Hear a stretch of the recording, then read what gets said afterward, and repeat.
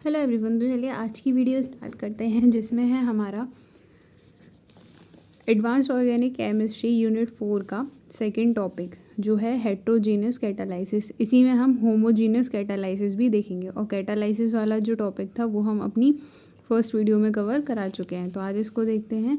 Heterogeneous catalysis refers to the form of catalysis when the phase of the catalyst differs from that of the reactant. तो इसमें क्या होता है कि जो कैटालिस्ट होता है वो रिएक्टेंट से क्या होता है, अलग होता है। Heterogeneous catalysis has at least 4 step. तो हेट्रोजीनस कैटालाइसिस के कितने स्टेप होते हैं? 4 स्टेप्स होते हैं। कौन कौन से? एड्सॉर्प्शन, एक्टिवेशन, रिएक्शन और डिफ्यूजन, या जिसको हम डिसॉर्प्शन भी कहते हैं। फिर इसमें है हमारा ये इसका एक डायग्राम है, चाहो तो आप बना के आ सकते हो। ठीक है, ये सारी चीज़ें वही दिखा रहा है कि इस पे एड्सॉर्प्शन हो रहा है, फिर एक्टिवेशन हो रहा है, उसके बाद रिएक्शन हो रही है और फिर हमारा क्या हो जाएगा, डिफ्यूजन हो जाएगा। फिर आगे है प्रिपरेशन ऑफ हेट्रोजीनस कैटालाइसिस। तो प्रिपरेशन ऑफ सॉलिड कैटालाइसिस कैसा होता है? The catalyst preparation methods can broadly categorized as follow. पहला आएगा बल्क प्रिपरेशन प्रोसेस, दूसरा है इम्प्रेग्नेशन और फिर है फिजिकल मिक्सिंग। बल्क कैटालिस्ट में क्या आता है? Bulk catalyst also as precipitated catalyst, इसको हम किस नाम से भी जानते हैं? प्रेसिपिटेटेड कैटालिस्ट के नाम से भी जानते हैं। Produced when the active compound are cheap. कब प्रोड्यूस होता है? जब एक्टिव कंपाउंड जो होता है वो हमारा चीप होता है। The preferred method of production is precipitation. तो इसका जो प्रेफर्ड मेथड होता है वो कौन सा होता है? प्रेसिपिटेशन होता है। वन और मोर कंपाउंड या फिर components in the form of aqua solution are mixed. क्या होते हैं? 2 कॉम्पोनेंट्स जिसको हम एक्वा सोल्यूशन के फॉर्म में क्या करते हैं? मिक्स करते हैं। एंड देन को प्रेसिपिटेटेड एज हाइड्रोक्साइड्स और कार्बोनेट। फिर उसको हम क्या करते हैं? को प्रेसिपिटेट करते हैं किसकी तरह? या तो हाइड्रोक्साइड में या फिर कार्बोनेट में। एन एमॉर्फस और क्रिस्टलाइन प्रेसिपिटेट और ए जेल इज ऑब्टेन। फिर क्या मिलता है? एक एमॉर्फस या फिर क्रिस्टलाइन प्रेसिपिटेट ऑब्टेन होता है। उसके बाद क्या करते हैं? Which is wash thoroughly until salt free. उसको हम फिर वॉश करते हैं जब तक कि वो सॉल्ट फ्री नहीं हो जाता है। This is then followed by further step. इसको हम आगे क्या क्या इसमें स्टेप फॉलो करते हैं? जैसे ड्राइंग हो गया, शेपिंग हो गया, कैल्सिनेशन हो गया या फिर एक्टिवेशन हो गया। ये इसका चार्ट है, तो आप इसको चाहो तो इसको भी बना के आ सकते हो पूरा। फिर नेक्स्ट है प्रिपरेशन ऑफ कैटालिस्ट बाय इम्प्रेग्नेशन। तो impregnation as a means of supported catalyst. Preparation is achieved by filling the pores of a support with a solution of the metal salt. तो इसमें क्या करते हैं? pores को किससे भर देते हैं? solution of metal salt. The catalyst is prepared either by spraying the support with a solution of the metal compound or by adding the support material to a solution of a suitable metal salt. तो इसमें क्या करते हैं? या तो spraying की तरह हम इसको यूज़ कर सकते हैं, इसको बना सकते हैं, या फिर उसमें हम जो मेटल सॉल्ट है उसका यूज़ करके बना सकते हैं। This is then followed by drying and subsequent decomposition of the salt at an elevated temperature. उसके बाद क्या करते हैं? इसको ड्राइंग करते हैं और इसका डिकम्पोजिशन कराते हैं किस पे? एलिवेटेड टेम्परेचर पे। ईदर बाय थर्मल डिकम्पोजिशन और रिडक्शन, या तो थर्मल डिकम्पोजिशन से या फिर रिडक्शन से। तो ऐसे ही इसका भी ये फ्लो चार्ट है।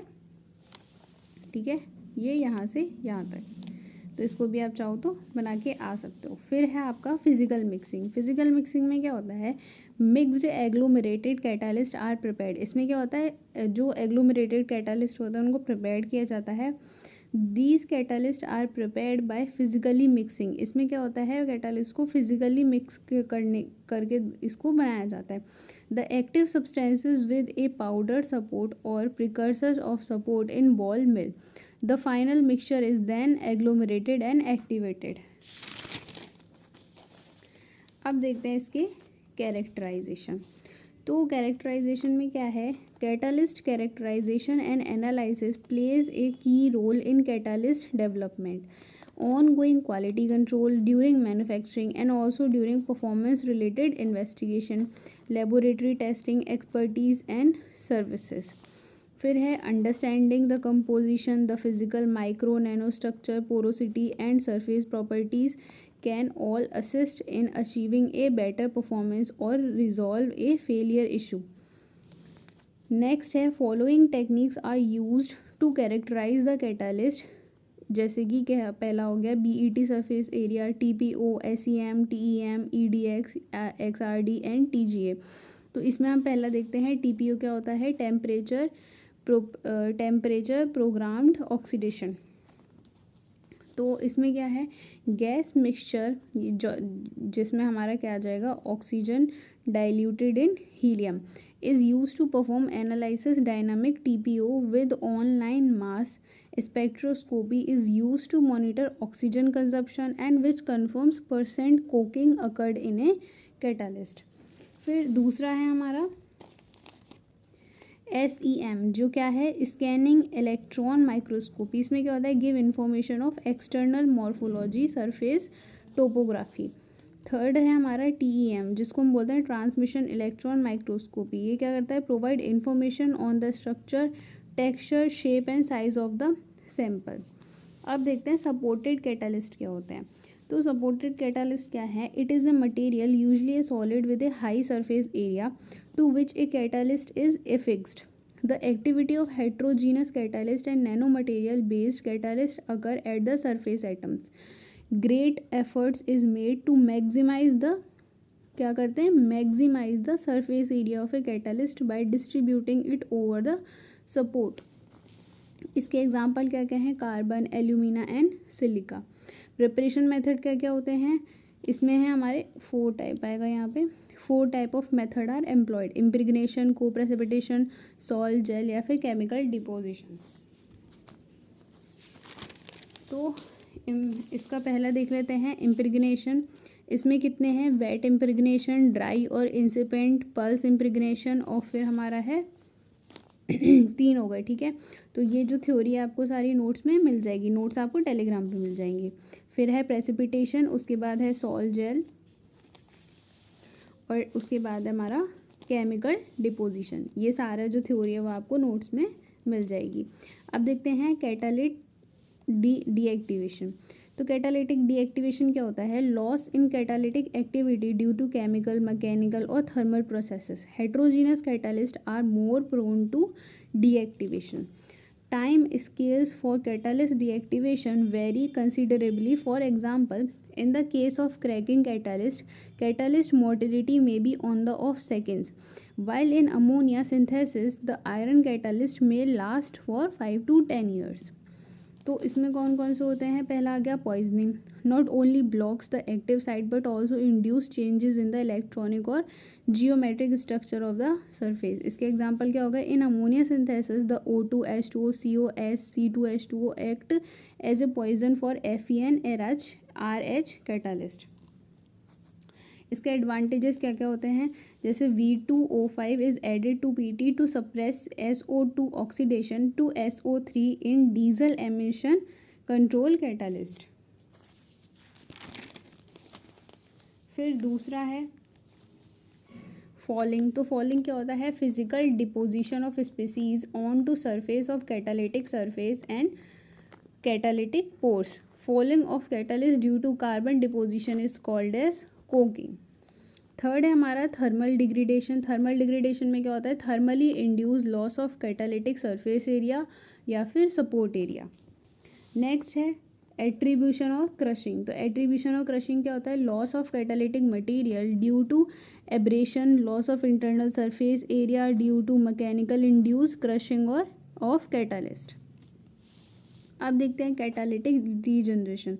तो कैटालिटिक रीजनरेशन में क्या होता है, the loss of catalytic activity in most processes is inevitable when the activity has decline to a critical level. A choice must be made among 4 alternatives.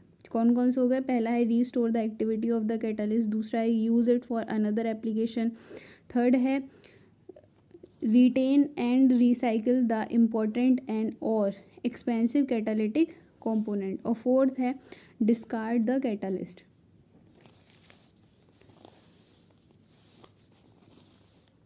The ability to reactive a catalyst depends upon the reversibility of the deactivation process.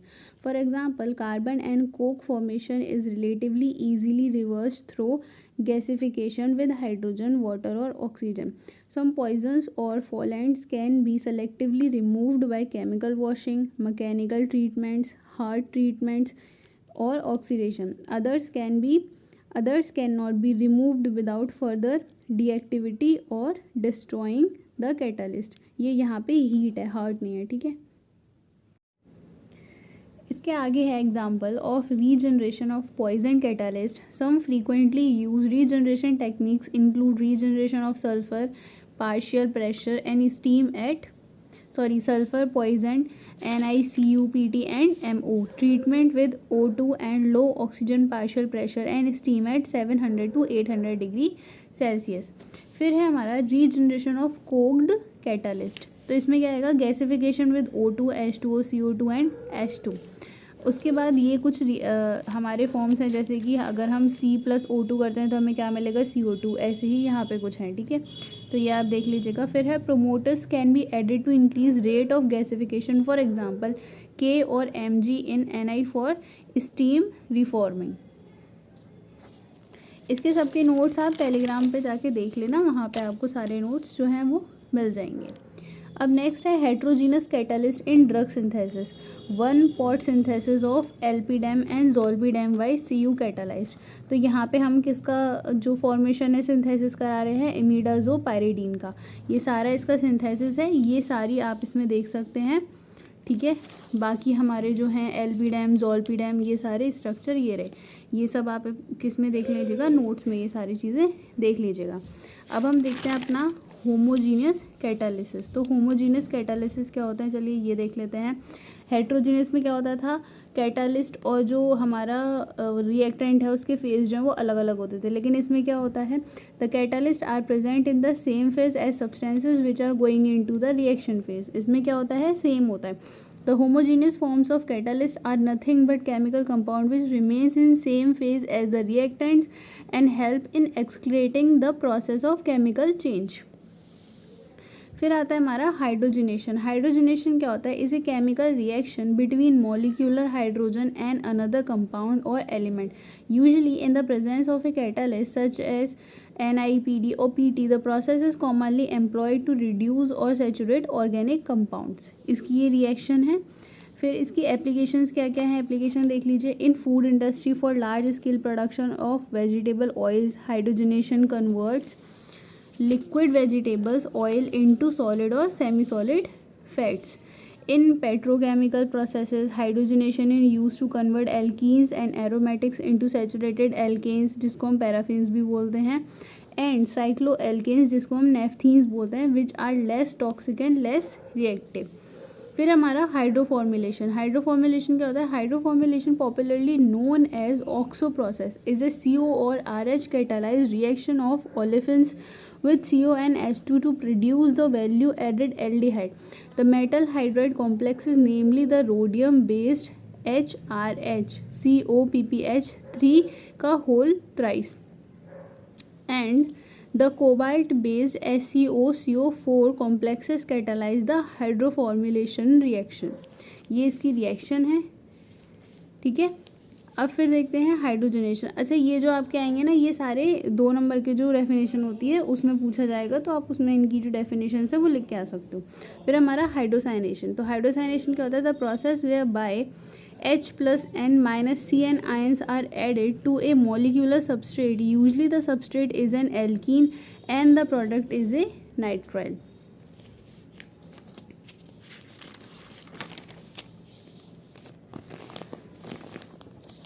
तो ये देख लेते हैं इसमें. A key step in hydrocyanation is the oxidative addition of hydrogen cyanide to low valent metal complexes. The hydrocyanation of unsaturated carbon is addition over the alkene competes with addition over the carbonyl group. It is basically used in steroid synthesis. ये किस में use होते हैं, ज़्यादातर steroid synthesis में. ये इसकी reaction है पूरी, ठीक है. फिर है हमारा विल्किंसन कैटालिस्ट, जो कि इम्पॉर्टेंट है, पूछ सकता है एग्ज़ाम में, तो इसको आप एक बार ज़रूरी कर लीजिएगा. Wilkinson's catalyst is the common name for chloridotris triphenyl phosphine rhodium I, एक इसका ये पूरा नाम है, ठीक है। A coordination complex of rhodium with the formula RSCl PPH3, PH जिसको हम क्या बोलते हैं, phenyl. It is a red brown coloured solid. ये क्या होता है, रेड ब्राउन कलर का सॉलिड होता है। That is soluble in hydrocarbon solvents, hydrocarbon solvents में सॉल्युबल होता है, such as benzene and more so in tetrahydrofuran और chlorinated solvents such as dichloromethane. The compound is widely used as a catalyst for hydrogenation of alkenes. It is named after chemist and Nobel laureate Sir Geoffrey Wilkinson who first popularized its use. तो ये हमारा इसका structure है Wilkinson का। Easy है, आप इसको एक बार देख लीजिएगा कैसे बनता है, और अगर ये आपसे पूछता है तो आप उसको आराम से बना के आ सकते हो, अगर 2 नंबर में पूछता है या फिर 5 नंबर में पूछता है तो। Wilkinson's catalyst is usually obtained by treating rhodium chloride hydrate with an excess of triphenyl phosphine in refluxing ethanol. ये इसका रिएक्शन है। यूज़ किस में होता है, it is use in the selective hydrogenation of alkenes and alkynes without affecting the functions grouping like CO, SCN, NO2, aryl CO2 R etcetera. इसके बाद है हमारा कायरल लीगेंड्स। तो कायरल लीगेंड्स क्या होते हैं, a chiral ligand is a molecule that can coordinate to a metal centre and has कायलरिटी।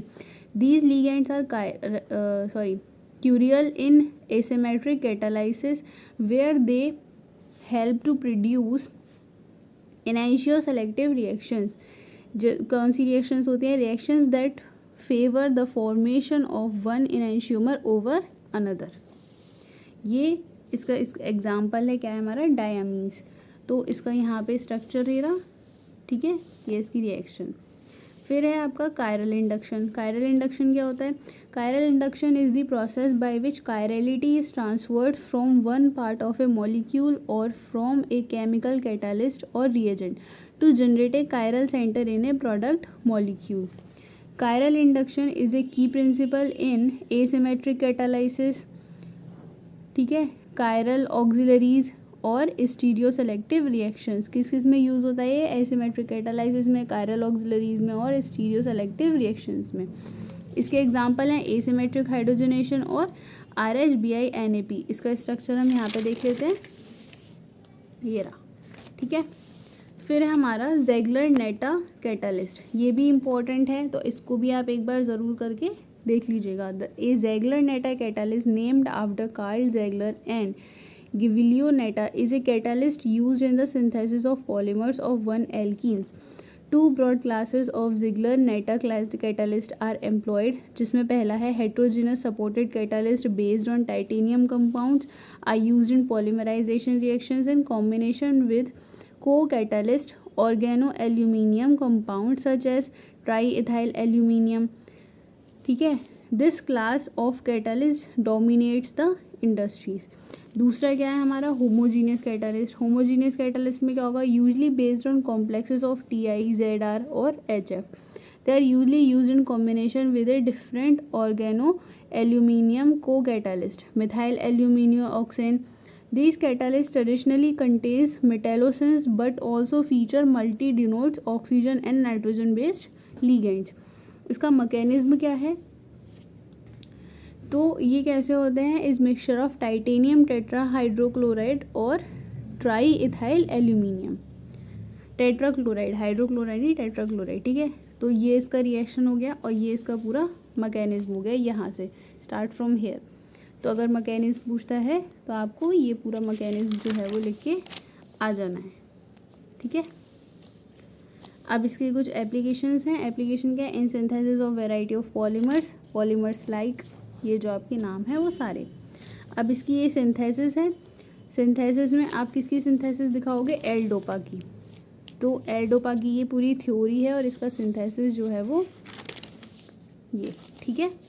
तो ये आपको इसकी जो सिंथेसिस है वो बना के आ जानी है।